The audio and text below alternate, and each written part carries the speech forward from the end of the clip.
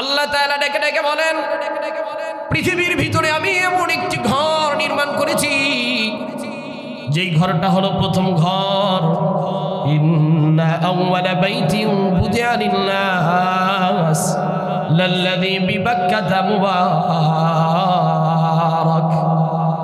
যেই ঘরটা আমি মক্কা শহরে, যেই মক্কার পূর্ব নাম ছিল মক্কা, আমি আল্লাহ মক্কার নামটাকে মক্কা শহর আগে ছিল, কিন্তু মক্কার নামটাকে পরিবর্তন করে দিয়ে আমি আল্লাহ তাআলা মক্কাতুল মুকাররমা বানায় দিয়েছি। এখানে আল্লাহ তাআলা প্রথম ঘর নির্মাণ করেছেন। শুধু তাই নয়, আল্লাহ বলেন এই ঘরের ভিতরে এত বরকত রেখে দিয়েছি, মুবারাকান ওয়া হুদাল লিল আলামিন।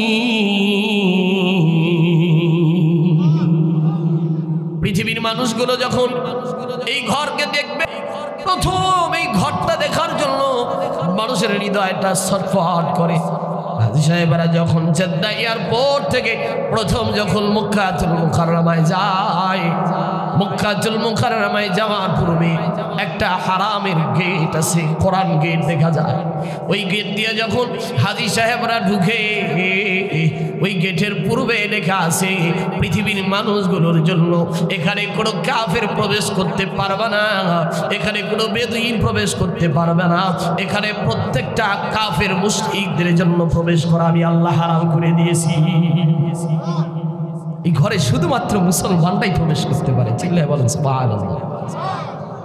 মক্কাতুল মুকাররমায় যখন ঢুকবে, প্রথম খানায় কাবার নজর যখন পড়ে, আমি হাজী সাহেবদের দিকে তাকায়া তাকায়া দেখছি, হাজী সাহেবগুলো চোখের পানিগুলো দর দর করে ফালায়া দেয়।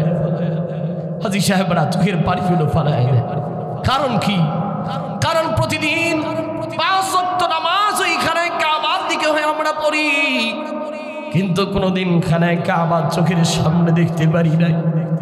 প্রথম যখন মানুষগুলো আল্লাহর ঘর কাবা শরীফ ওই কালো গেলাম দিয়ে মোড়ানো কাবা শরীফ থেকে যখন দেখে, তখন প্রত্যেকটা হাজী সাহেবের চেহারা থেকে অটোমেটিকলি চোখগুলো দিয়ে দর দর করে পানিগুলো প্রবাহিত হয়ে যায়। খানায় কাবা আল্লাহ তাআলার রহমতের একটি ঘর। এই ঘরে দেখার সাথে সাথে আল্লাহ তাআলা চোখের গুনাহ সাথে সাথে মাফ করে দেয়। আলহামদুলিল্লাহ, আমাদের সভাপতি সাহেব গিয়েছেন, অনেক মানুষ এখানে যারা হাজী সাহেবরা আছেন একটু হাত তুলেন তো, আল্লাহর জন্য তুলেন।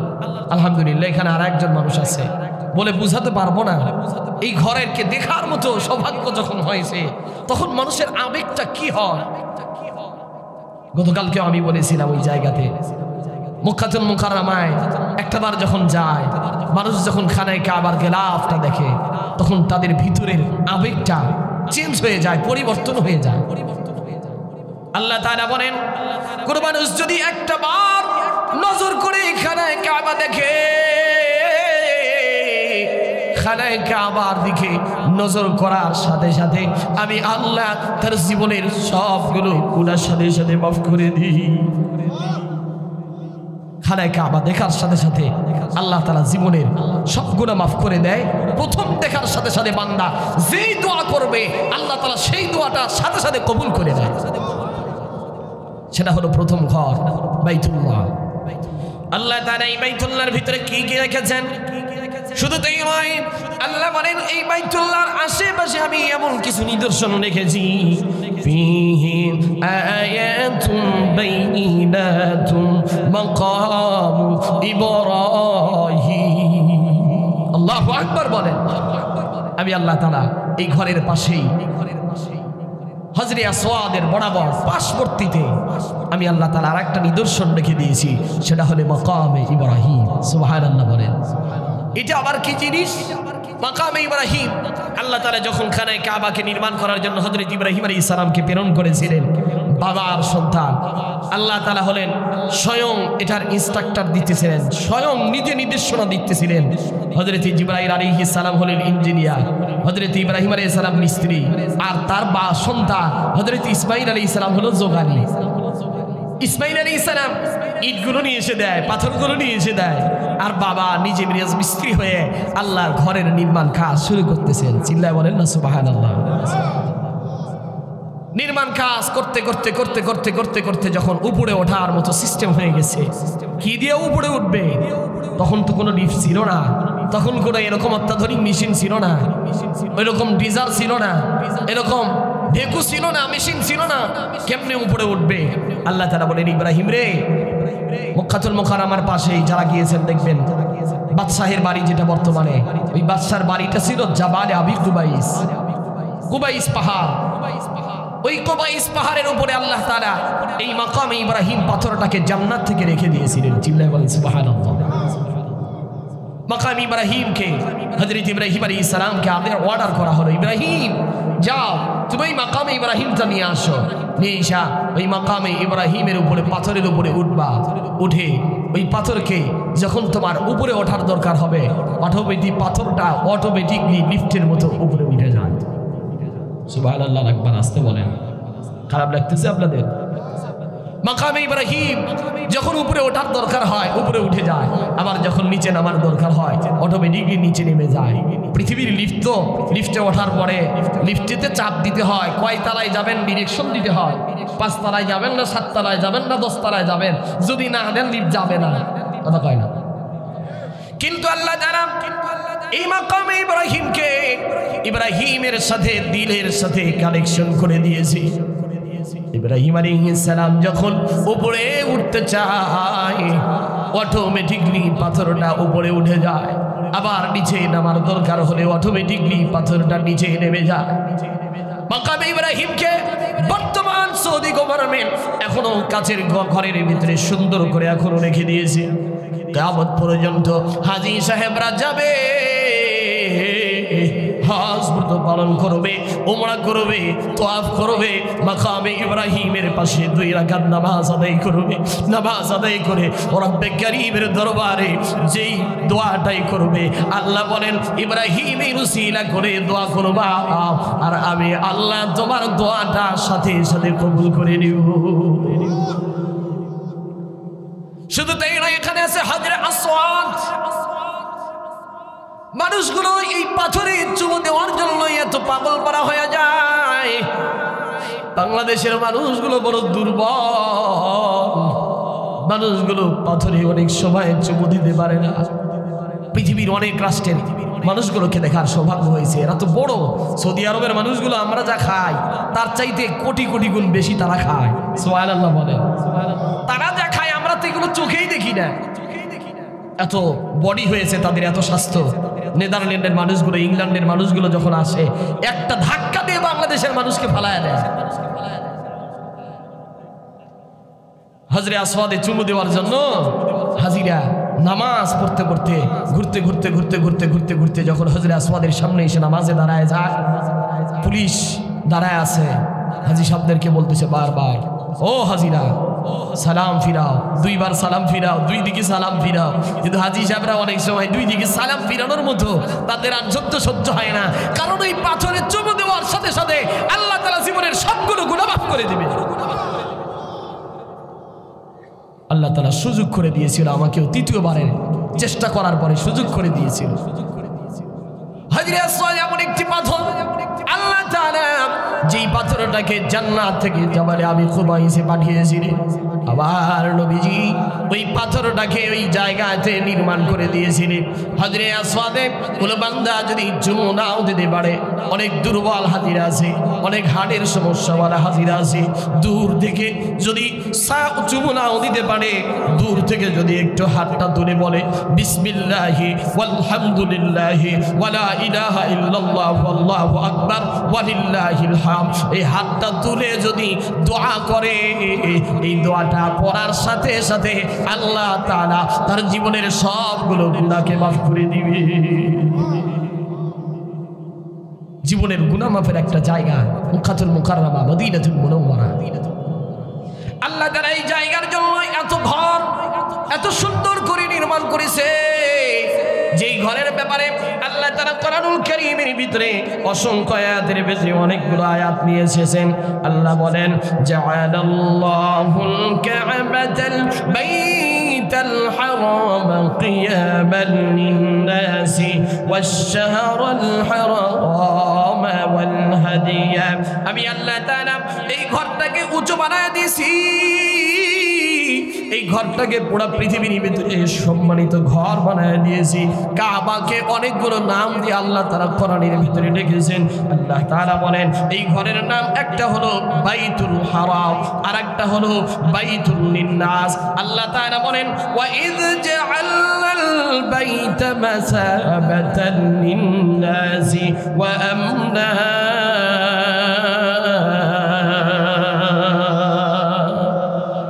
কোরআন বললে খারাপ লাগে? যতবার শুনবেন প্রত্যেকটা আয়াতের বিনিময়ে বিনিময়ে আল্লাহ তাআলা আমার আপনার জন্য একটা করে অক্ষর তেলাওয়াত করা হবে, একটা 10টা করে নেকি, 10টা করে গুনাহ মাফ করে দিয়ে 10টা করে নেকি আপনার আমার আমলনামায় লেখা হয়ে যাবে। খানায়ে কাবা আল্লাহ তাআলা এত দামি বানাইছে। এই খানায়ে কাবা হযরত ইব্রাহিম আলাইহিস সালাম আমাদের জাতির পিতা। কি নাম? কথা কয় না নাকি অন্য কেউ? জোরে বলেন নাম কি? জাতির পিতার নাম কি? আল্লাহ তাআলা নিজে ঘোষণা দিয়েছেন জাতির পিতা অন্য কাউকে বানানো যাবে না, যাকে ইচ্ছা তাকে তুমি জাতির পিতা বানাইতে পারবা। জোরে বলেন একমাত্র যিনি জাতির পিতা, যার ব্যাপারে আল্লাহ তাআলা কোরআনুল কারীমের ভিতরে ঘোষণা করে দিয়েছেন মিল্লাতা আবিকুম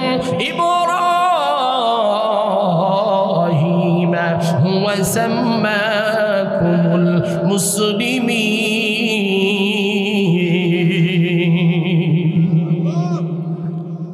আমি আল্লাহ তাআলা জাতির পিতা বানাইছি ইব্রাহিম আলাইহিস সালামকে। হজের যতগুলো কাজ রয়েছে সবগুলো কাজ আমাদের ওই জাতির পিতা ইব্রাহিম আলাইহিস সালামের অনুসরণে। ঠিক কি না? ইব্রাহিম আলাইহিস সালাম খানায়ে কাবা নির্মাণের শেষ করে আল্লাহকে বলেন আল্লাহ এটা এখন কি করব? আল্লাহ বলেন ইব্রাহিম রে তুমি আযান দাও। কি দাও? কথা বলে না। ইব্রাহিম আলাইহিস সালাম বলে মাবুদ এই জনমানবহীন প্রান্তরে আমি আযান দিব, এখান থেকে আমার আজানের ধ্বনি প্রতিধ্বনি কত দূরেই না যাবে। আল্লাহ বলে ইব্রাহিম আযান দেওয়ার দায়িত্ব তোমার, আর পৃথিবীর মানুষের হাজিদের কানে কানে পৌঁছে দেওয়ার দায়িত্ব আমি আল্লাহ। সুবহানাল্লাহ বলেন। কিতাবে আসছে যে হাজিরা যতবার ইব্রাহিম আলাইহিস সালামের আযানের জবাব দিয়েছে আল্লাহ তাআলা তাকে ততবার ওই মক্কাতুল মুকাররমায় হজ আর উমরার জন্য তাকে ততবার কবুল করবে। সুবহানাল্লাহি বিহামদিহি। আল্লাহ তাআলা ইব্রাহিম আলাইহিস সালামকে বলেন আযান দাও। ইব্রাহিম আযান দিলেন। আল্লাহ তাআলা আরো কি কি আছে এখানে কাবার পাশে?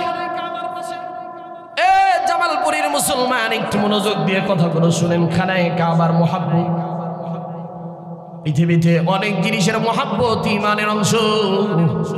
এর ভিতর থেকে অন্যতম একটা জিনিস হলো মক্কার মুহাব্বত। মক্কাতুল মুকাররমার মুহাব্বত থাকা প্রত্যেকটা মুমিনের ঈমানের অংশ।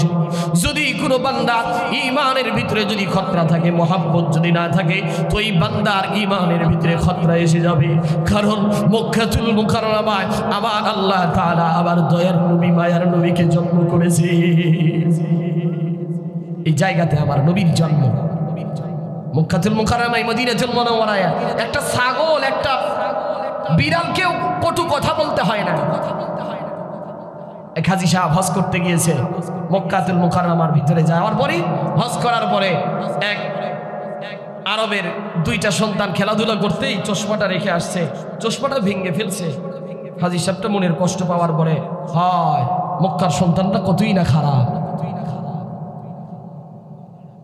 কি কথাটা কইছে? আল্লাহ তাআলা সাথে সাথে হাজিরে স্বপ্ন যুগে আমার নবীরে দেখায় দিয়া ডাক দেয়া বলে হাজিরে তুমি হজ করতে এসেছো, কিন্তু তুমি আবার মক্কার সন্তানদেরকে, যেখানে আমি নবীর জন্ম হয়েছে, এই মক্কার সন্তানদেরকে কেন তুমি গালি দিলা? তোমার যদি পছন্দ না হয় মক্কাতুল মুকাররমা থেকে তুমি বের হয়ে যাও। সুতরাং মক্কাতুল মুকাররমায় একটা পশুকেও আঘাত করা যাবে না, একটা গালি দেওয়া যাবে না, একটা শিকার করা যাবে না। আল্লাহ তাআলা এখানে রেখে দিয়েছেন জমজমের মতো পানি, বলে কত দামি পানি। জাপানের বিজ্ঞানীরা প্রমাণ করেছে জমজম পানি শুধু পানি নয়, কোনো মানুষ যদি জমজম পান করতে পারে আর দুনিয়ার কোনো পানি যদি পান না করে, দুনিয়ার কোনো খাবারও যদি না খায়, জমজমের পানি খায়া আল্লাহ তাআলা ওই বান্দাটাকে পরিপূর্ণ সুস্থতার নিয়ামত দিয়ে রেখে দিবে। এমন বরকত আল্লাহ তাআলা ওই মক্কাতুল মুকাররমায় রাখছে। আল্লাহর নবীর এক সাহাবী ডাক দিয়ে বলে, ইয়া রাসূলুল্লাহ, ইয়া হাবিবাল্লাহ, হুজুর এক মাস যাবত পর্যন্ত আমি জমজমের পানি খেয়েছি, আর কোনো খাবার আমার পেটে জুটে না। আল্লাহর নবী ডেকে ডেকে বলে, সাহাবী রে, তোমার আগের চাইতে শরীরটা তো জমজমের পানি পান করার কারণে আরো মোটা হয়ে গেছে। কোনো মানুষ যদি জমজমের পানি দাঁড়ায় পান করে একটা নিয়ত করে, সর্বপ্রথম নিয়ত, আল্লাহ আমি নিয়তটা করলাম, আল্লাহ তাআলা ওই নিয়তটাকে সাথে সাথে কবুল করে নেয়। সুবহানাল্লাহ বলেন। বলে এখানে আরো কি আছে? বলে এখানে আছে মিনা, এখানে আছে মুজদালিফা, এখানে আছে আরাফা। মিনার ময়দানে হাজিরা যখন যায়, কঙ্কর মারে, জাবালে আরাফায় যখন যায়, বলে এখানে কি হয়েছে?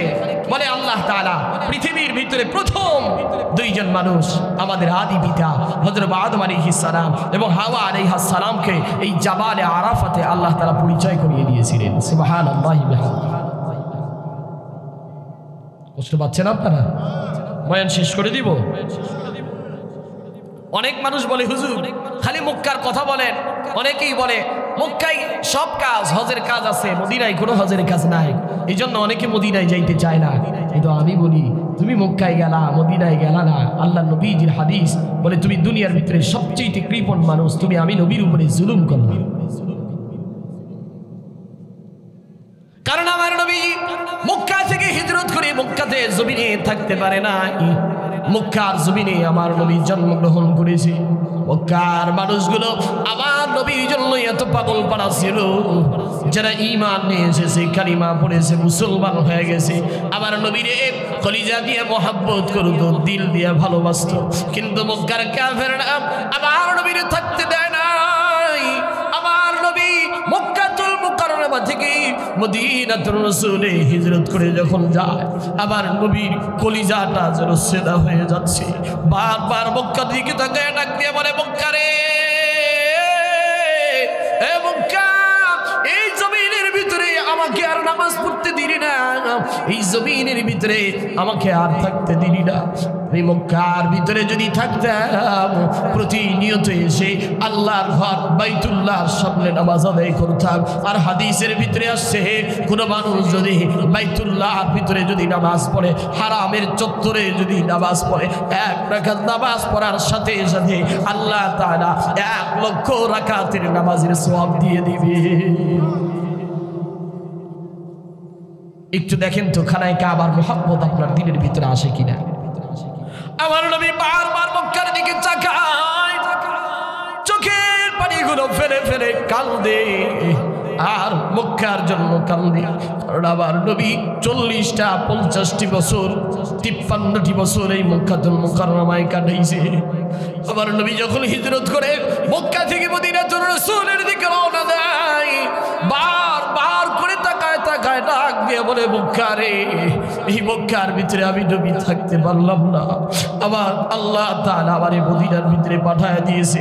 এই জন্য মদিনাতুর রাসূলে যেই মানুষগুলো যায়, নবী ডেকে ডেকে বলেছে, হাজী সাহেবরা যদি হজ ব্রত পালন করার পরে মদিনাতুর রাসূলে যাওয়ার পরে আমি নবীর রওজা মুবারকের সামনে যায় সালাম জানাই, আমি নবী কিয়ামতের ময়দানে মান যারা কবরি ওয়াজাবাত লাহু শাফাআতি, আমি নবী তাদের জন্য সুপারিশ করে তাদেরকে জান্নাতের জিম্মাদারি বানায় দিব।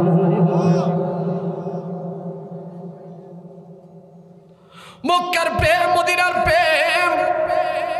আমার নবী বারবার মক্কার দিকে তাকাইছে, ওই পাহাড়ের মনোপথ পাড়ি দিয়ে আমার নবী দ্বীনের দাওয়াত দিয়েছে। মক্কাতুল মুকাররমায় এত কষ্ট করেছে আমার নবী, মক্কার মানুষগুলো যখন আবার নবী কালিমা গ্রহণ করে নেয়, আবার নবী মক্কা থেকে 120 কিলোমিটার দূরে তায়েফের জমিনের দিকে রওনা দিয়েছিল।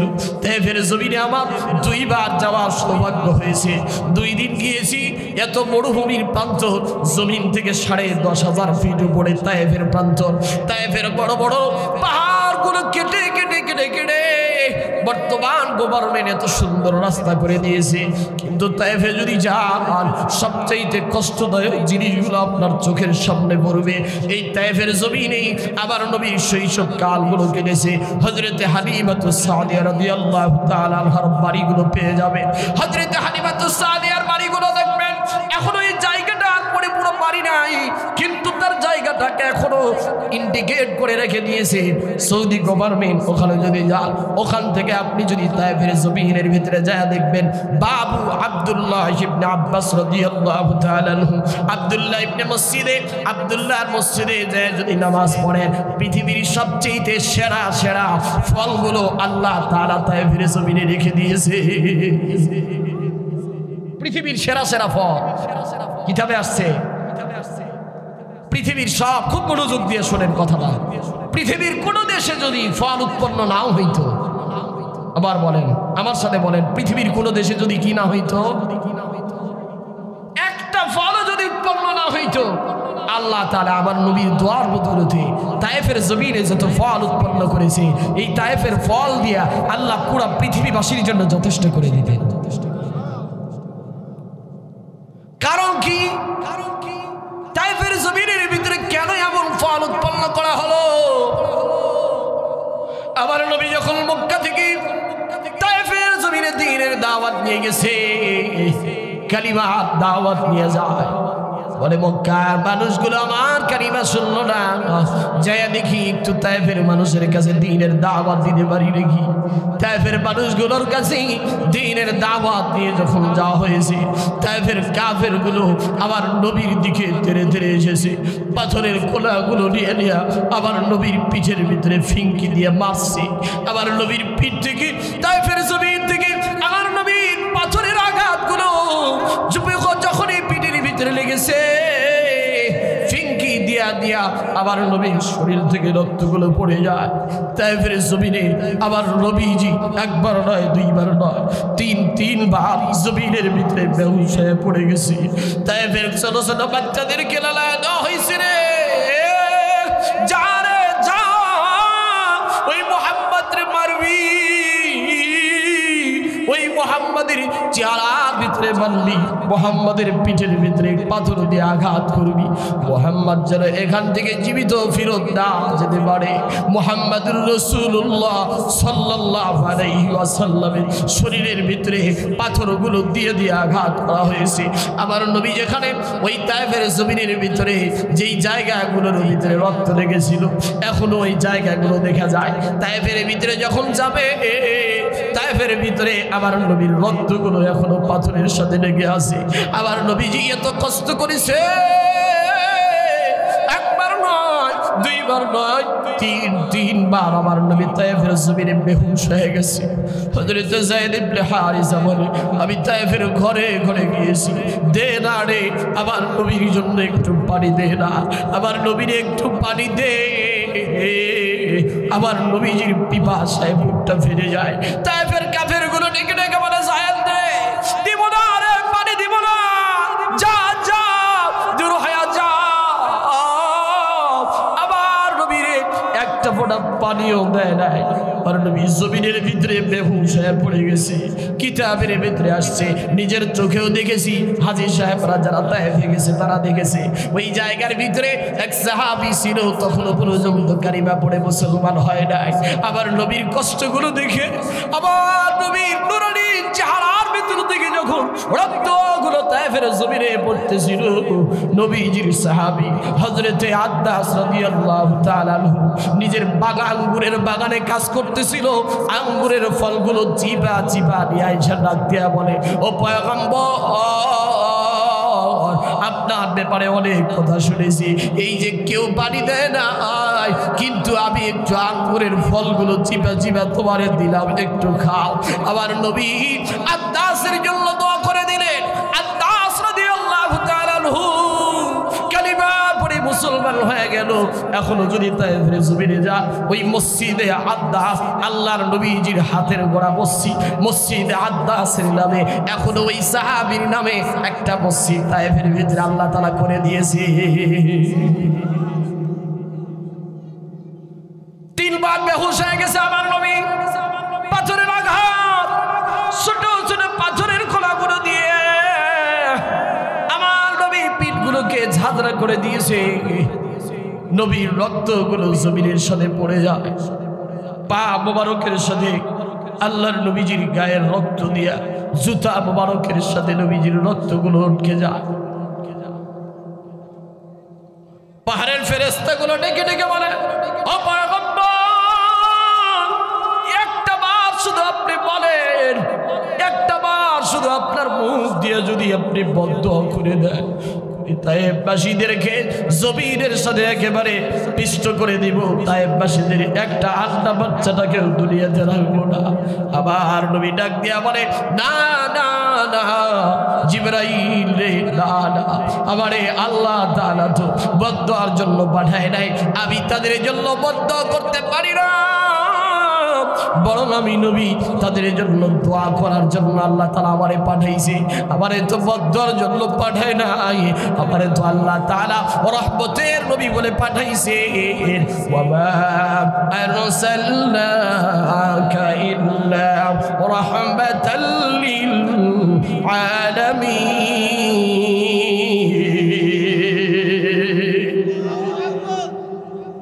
আমার নবী ডেকে ডেকে বলে, জিবরাইল, আমারে তো আল্লাহ তাআলা বদদুয়ার জন্য পাঠায় নাই, বরং আমি নবী তাদের জন্য উল্টা দোয়া করে দিলাম। আল্লাহ, তায়েফের জমিনের ভিতরে আবার রক্ত ঝরেছে, না জানি তায়েফবাসীর উপরে আপনি রাগ কইরা তায়েফের ফলগুলো বন্ধ করে দেন। আল্লাহ গো, আপনি একটা ফল বন্ধ করবেন না, বরং আমি নবী দোয়া করে দিলাম এই তায়েফের জমিনটাকে পুরা মক্কাতুল মুকাররমা মদিনাতুল মুনাওয়ারা পুরা পৃথিবীবাসীর জন্য আপনি উর্বর বানায়া দিবেন। যার কারণে দেখা যায় এখনো তায়েফের ভিতরে গেলে আপনি এমন আনা পাবেন, এমন আঙ্গুর পাবেন যে আঙ্গুরগুলো আপনি জীবনেও খান নাই। এত বৃষ্টি, 10 রিয়াল যদি কেনা যায় পুরো গোষ্ঠী সহ খাওয়া যায়।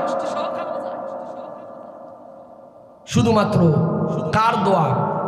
আমার নবীর দোয়ার বদৌলতে আল্লাহ তাআলা তায়েফবাসীটাকে এত উর্বর বানায় দিয়েছে। আল্লাহু আকবার বলেন। ওই নবীর মক্কার কাফেররা কষ্ট দিয়েছে।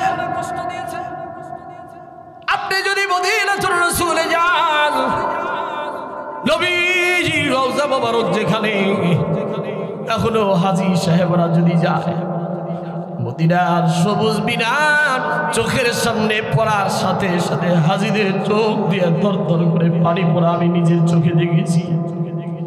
হাজীরা কাঁদে,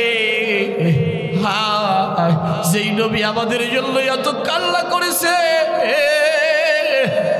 ওই নবীজি সবুজ মিনার নিচে এখনো ঘুমায়া ঘুমায়া এখনো কান্দে আর ডেকে ডেকে ইয়া হাবলি উম্মতি, ইয়া হাবলি উম্মতি বলে আল্লাহর কাছে দোয়া করতেছে। আল্লাহু আকবার। বাংলাদেশের হাজিরা গেলে অধিকাংশ হাজিরা মোবাইল নিয়ে ব্যস্ত হয়ে যায়, কিন্তু নবীজির প্রথম গেট দিয়ে যখন 1 নম্বর গেট দিয়ে যখন আপনি ঢুকবেন, ওই গেটের সামনে বারবার করে লেখা আছে নবীজির রওজা মোবারকের সামনে কোনো উচ্চ কণ্ঠে কথা বলা যাবে না। আবার নবী দুনিয়া থেকে ইন্তেকাল করেছে, কিন্তু আয়াতটাকে আল্লাহ তাআলা এখনো আয়াতের হুকুমটাকে বলবৎ করে রেখেছে। মসজিদে নববীতে আমার নবী বসা, আমার নবীর সামনে 2 জন সাহাবী, জলিলুল কদর সাহাবী, একজনের নাম হলো হযরত আবু বকর সিদ্দিক রাদিয়াল্লাহু তাআলা, আরেকজনের নাম হযরত ওমর ফারুক রাদিয়াল্লাহু তাআলা। নবীজির সাহাবীরা বসে আছে, বনি তামিম গোত্রের এক ব্যক্তি এসেছে, নেতা নির্বাচন করার জন্য বনি তামিম গোত্রের লোকজনগুলো এসেছে। ওমর বলে এই ব্যক্তিটারে নেতা নির্বাচন করো, আবু বকর বলে না তারে করা যাবে না, তারে করো। এরকম করে কথোপকথন করতে করতে তাদের 2 জনের আওয়াজ একটু উঁচু হয়ে গেছে।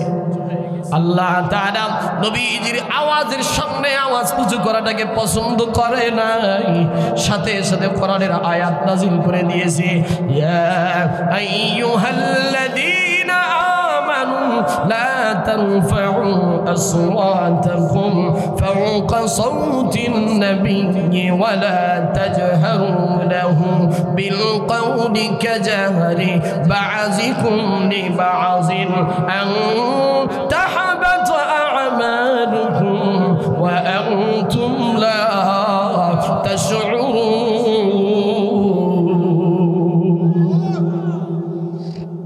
আল্লাহ তাআলা আয়াত নাযিল করলেন, হে আবু বকর, হে ওমর, যেখানে আমার নবী বসা আছে তোমরা কেন ফয়সালা নিয়ে চিন্তা করো? তোমরা কেন এখানে হট্টগোল করো?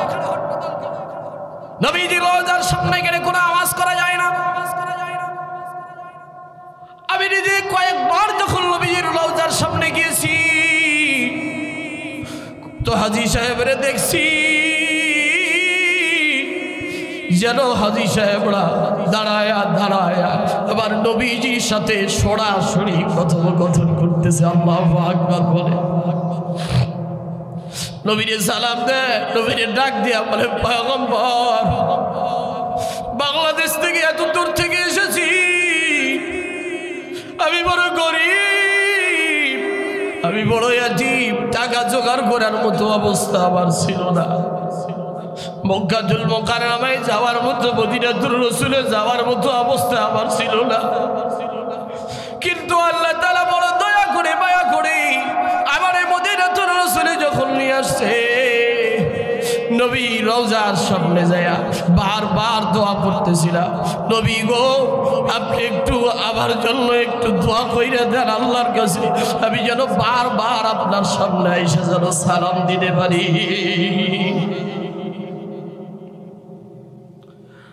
এই জন্য মুসলমান বাংলাদেশের হাজী সাহেবদেরকে বলবো, বাংলাদেশের মানুষদেরকে বলবো, এ ভাই, টাকা থাকলে শুধু হজ কিন্তু হয় না। তো মানুষকে চোখের সামনে দেখেছি যাদেরকে আল্লাহ তাআলা বিনা টাকায় ওই জায়গায় নিয়ে গেছে। এই জন্য অনেকে বলে, হুজুর আমার তো টাকা নাই, কেমনে যাব? আমার তো এই লক্ষ লক্ষ টাকা নাই, বিমান ভাড়া কেমনে দিব? আমি বলি, আপনি নিয়ত করেন, আল্লাহর কাছে বেশি বেশি করে কান্না করেন, আল্লাহ তাআলা যে কোনো পন্থায়, যে কোনো পন্থায় আল্লাহ তাআলা আপনার ব্যবস্থা করেই দিবে। ওই মদিনায় যাইতে রাজি আছেন কারা কারা? একটু দুই হাত উঁচু করে দেখায় দেন, লিল্লাহি তাকবীর। একটা দোয়া করব আপনাদেরকে নিয়ে সর্বশেষে। ওই দোয়াটা যেহেতু কিতাবের ভিতরে আসছে, কোনো মানুষ যদি হজ ব্রত পালন করে আসে, উমরা করে আসে, 40 দিন পর্যন্ত তার সাথে মোনাকা করবেন, মুআনাকা করবেন, কোলাকুলি করবেন, মুসাফা করবেন, তার হাতের সাথে হাত মিলাইবেন, দোয়া করবেন, আল্লাহ তাআলা তার দোয়াটাকে কবুল করে নেবেন। আমার মাত্র 10 দিন হয়েছে, এই জন্য আমার হাতের সাথে হাত মিলাইয়া দোয়া করতে রাজি আছেন তো? আমার হাতের সাথে হাত মিলাইয়া আমি একটু মোনাজাত করলে, একটু মায়ের জন্য কান্না করব, বাবার জন্য কান্না করব। আপনাদের অনেকের মা নাই এখানে, আমি অনেকের বাবা নাই এখানে, অনেকের বাবা দুনিয়া থেকে বিদায় হয়ে গেছে। একটু এই পাগলগুলোরে দেখতে চাই, একটু হাতটা তুলবেন, দেখি কার মা নাই, কার বাবা নাই, একটু হাতটা তুলেন না। আল্লাহ আল্লাহ তার মা বাবাদেরকে আপনি জান্নাতের বাগান বানায় দেন, বলেন আমিন। বেশিক্ষণ আপনাদেরকে আর কষ্ট দিব না। মা বাবা কত বড় নিয়ামত, এটা কেমনে বুঝবেন? বলে যার মা বাবা নাই সেই বুঝে মা বাবার কত বড় নিয়ামত। মা যার হারায় গেছে রে, বাবা যার হারায় গেছে, ওই বান্দাটা জানে, ওই বান্দাটা বুঝে মার কত বড় নিয়ামত ছিল, বাবা কত বড় দামি সম্পদ ছিল। অনেকে বাবা মার কদর করতে চায় না, অনেকে বাবা মার কদর করতে চায় না, সন্তানদেরকে নিয়ে পাগল করা হয়ে যায়। আল্লাহ নবীর এক সাহাবী এসে ডাক দিয়া বলে, পয়গম্বর, আমার মা বড় বৃদ্ধা হয়ে গেছে, আমি আবার মায়ের পিঠের ভিতরে উঠায়া নিজ বাড়ি থেকে নিয়ে আইসা মক্কাতুল মুকাররমায় আনছি। মক্কাতুল মুকাররমায় 7টা তওয়াফ করেছি, খানায় কাবার সামনে 7টা তওয়াফ করেছি, সাফা মারওয়া সাই করেছি। লম্বা জায়গা, অনেক সময় সাফা মারওয়া সাই করতে করতে মানুষ ক্লান্ত হয়ে যায়। 35 বছরের অনেক মানুষ ক্লান্ত হয়ে যায়, আর বৃদ্ধ বয়সে গেলে শুধু হুইল চেয়ারে ছাড়া অনেক সময় মানুষ পারেই না। কথা কয় না? আল্লাহর নবীর সাহাবীটাকে বলে, এই সাহাবী কি করেছো বলো? বলে ইয়া রাসূলুল্লাহ, নিজের পারে পিঠের ভিতরে নিয়ে তওয়াফ করেছি, 7টা তওয়াফ করেছি, সাফা মারওয়া সাই করেছি গো পয়গম্বর। মায়েরে নিয়ে আবারও বাড়িতে পৌঁছায় দিয়ে আসছি, উমরা করেছি, হজ করেছি, একটা বার আপনি একটু বলেন না আমি কি আমার মায়ের হক আদায় করতে পারছি? আল্লাহর নবী ডেকে বলে, সাহাবী রে, তুমি তোমার মায়ের হক এক বিন্দু পরিমাণ আদায় করতে পারো নাই, বরং মায়ের বুকের, তোমার বুকের চামড়া দিয়ে যদি ওই মায়ের জুতা বানায় দাও, তবুও তুমি তোমার মা আর বাবার এক বিন্দু পরিমাণ হক আদায় করতে পারবা না। ওই বাবা মা আমাদের অনেকের চলে গেছে, অনেকের সন্তান বড় হয়েছে, অনেকের সন্তান মেয়ে হওয়ার কারণে অনেকে আবার কষ্ট পায়। শেষ করে দিব, অনেকের মেয়ে হইলে কষ্ট পায়, আছে না নাই? কথা কয় না? একটা মেয়ে হলে, 2টা মেয়ে হলে, 3টা মেয়ে হলে অনেকের মুখ কালা হয়ে যায়, বলে তোরে তালাক, তোর বাবারে তালাক, তোর 14 গোষ্ঠীরে তালাক। কথা কয় না? আছে না নাই? আপনাদের জামালপুরে মনে হয় নাই, আমাদের বগুড়ায় আছে। 3টা মেয়ে হইলে বউরে বাপের বাড়ি পাঠায়, 4র্থবার যদি খবর পায় কয় তোকে তালাক, তোর 14 গোষ্ঠীরে তালাক। আসেন একটা কথা শুনেন, এই যে মহিলা মাদ্রাসা, যার কারণে এই কথাগুলো বলে আমি আমার আলোচনা শেষ করব। আল্লাহর নবী ডেকে বলেছে, পৃথিবীর মানুষেরা রে, তোমরা যদি 3টা মেয়ে যদি জন্মগ্রহণ করে, মান কানাত লাহু সালাসু বানাতি فصبر على لوائهن وضرائهن دخله الله الجنة। আমার নবী ডেকে বলেন, কোন মানুষের যদি 3টা কন্যা সন্তান জন্মগ্রহণ করে আর 3টা কন্যা সন্তানকে মহিলা মাদ্রাসায় প্রেরণ করে, মাদ্রাসার কোঠের ভিতরে যদি পড়ায়া, তারে সুন্দর করে যদি তালিম দিয়া, সুন্দর করে যদি পর্দার ভিতরে তারে রেখে দিতে পারে, বড় বানায়া তারে সুন্দর করে একটা পাত্রের হাতে যদি পাত্রস্থ করে দিতে পারে, নবীজির হাদিসের ভিতরে এসেছে, আল্লাহর নবী ডেকে বলে, কানাত লাহু জান্নাহ, আমি নবী বলে দিলাম তার জন্য আল্লাহ তাআলা জান্নাতের ব্যবস্থা করে দিবে। এই জন্য মেয়ে হইলে মন খারাপ করবেন কারা কারা? হাত তুলেন তো। মেয়ে হইলে খুশি হবেন তো? এখন আছেন কোন বান্দার যদি মেয়ে হয় নাই, এক সাহাবী বললেন, ইয়া রাসূলুল্লাহ, আমার মাত্র একটা মেয়ে জন্মগ্রহণ করেছে, আমি কি একটা জান্নাতের মালিক হতে পারো? আল্লাহর নবী ডেকে বলে, সাহাবী রে, তুমি একটা জান্নাতের মালিক হয়ে যাবা। সুবহানাল্লাহ। শর্ত হলো মেয়েটারে সুন্দর করে লালন পালন করো, কারণ ইসলাম পূর্ব যুগে মহিলাদের কোনো ইজ্জত ছিল না, ইসলাম পূর্ব যুগে নারীদের কোনো সম্মান দেওয়া হইতো না, ভোগের পণ্য হিসেবে তাদেরকে ব্যবহার করা হইতো। ইসলাম আসার কারণে নারীদেরকে মা হিসেবে মর্যাদা দেওয়া হয়েছে, স্ত্রী হিসেবে মর্যাদা দেওয়া হয়েছে, বোন হিসেবে মর্যাদা দেওয়া হয়েছে, কন্যা হিসেবে মর্যাদা দেওয়া হয়েছে। আমার নবী বলেন, মান কানাত লাহু সালাসু আখওয়াতিন, কোন মানুষের যদি 3টা বোন থাকে, ভাই যদি একটা হয়, 3টা বোন আছে, বাংলাদেশের মানুষ একটু গভীর মনোযোগ দিয়ে শুনেন, জামালপুরের ভাইয়েরা, অনেক ভাইয়েরা আছে বোনের হক গুলো খালি নষ্ট করে, বোনের হক মেরে হজ করতে যায়, উমরা করতে যায়, জামালপুরে মনে হয় নাই। কথা কয় না? বোনের হক দেয় না। অনেক বাবা মা আছে মেয়ের হক দিতে যায় না, আছে না নাই? আমার নবী ডেকে বলেন, 3টা যদি বিয়ে হয় অথবা 3টা যদি বোন থাকে, ওই ভাইটা যদি কষ্ট করে তারে যদি লালন পালন করে, ফাসাবার আলা লাওয়াইহিন্না ওয়া দাররাইহিন্না দাখালাহুল্লাহুল জান্নাহ, ওই বোন 3টাকে মানুষের মতো মানুষ করার কারণে মাদ্রাসায় পড়ায়া পর্দার ভিতরে রেখে যদি তারে যদি মানুষের মতো মানুষ করে, পর্দা পুষি করে তারে যদি সুন্দর করে একটা পাত্রস্থের হাতে পাত্র করে দেয়, পাত্রস্থ করে দেয়, পাত্রের হাতে যদি তুলে দেয়, তার সব দায়িত্ব শেষ হয়ে গেল। আল্লাহর নবী বলেছেন, ওই ভাইটাকেও আল্লাহ তাআলা কিয়ামতের ময়দানে জান্নাতের মালিক বানায়া দিবে। এই জন্য মেয়ে হয়ে রাগ করবেন না। এই যে মাদ্রাসা, মারকাজুত তাকওয়া জমির আফসার রহিমা বাড়ি মহিলা মাদ্রাসা, নিজের সন্তানটারে মাদ্রাসায় ভর্তি করে দেন, দিন শিখান, আপনি ঠকবেন না, ঠকবেন না। ওদের আলহাজ ডাক্তার জহুরুল হক সাহেব নিজের বাবা মার জন্য এখানে মাদ্রাসা করেছে, শ্বশুর শাশুড়ির নাম নিয়ে মাদ্রাসা করেছে। গরিব হয়ে গেছে বুড়া হয়, কথা কয় না, গরিব হয়ে গেছে। জহুরুল হক সাহেবের মনে হয় সম্পদ কমে গেছে, কথা কয় না কেন, নাকি আল্লাহ তাআলা আরো বাড়ায় দিছে।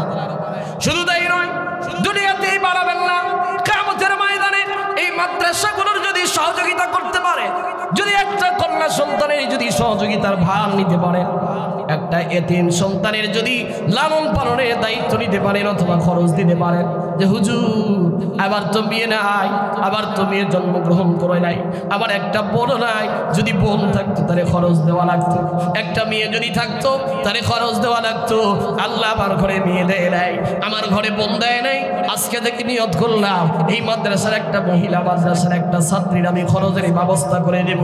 কোটার কসম করে বলি, কিয়ামতের কঠিন ময়দানে আল্লাহ তাআলা আপনাকে ওই মহিলার কারণে, ওই ছাত্রীর কারণে জান্নাতের জিম্মাদার বানায় দিবে। কারণ হাদিসের ভিতরে এসেছে, কোন আল্লাহর বান্দা বান্দি যদি হাফেজ কোরআন হয় অথবা সন্তান যদি হাফেজ কোরআন হয়, আল্লাহ নবী বলেছেন ওই বান্দা যদি হাফেজ কোরআন হইতে পারে 10টা মানুষকে নিয়ে কাল কিয়ামতের ময়দানে জান্নাতে প্রবেশ করবে। সুবহানাল্লাহ বলেন। তার ভিতর থেকে বাবা মা, নানা নানি, দাদা দাদি, আত্মীয় স্বজন, শ্বশুর শাশুড়ি, জাগিরদার সহকারে যারা তাদেরকে লালন পালনের দায়িত্ব নিয়েছিল, ওই মানুষগুলোকে হাফেজ কোরআনগুলো, ওই হাফেজা মহিলাগুলো, ওই মাদ্রাসার ছাত্রীগুলো, তালেবে ইলমগুলো কাল কিয়ামতের ময়দানে বেছে বেছে বেছে বেছে তাদেরকে জান্নাতের দিকে পৌঁছায়া দিবে।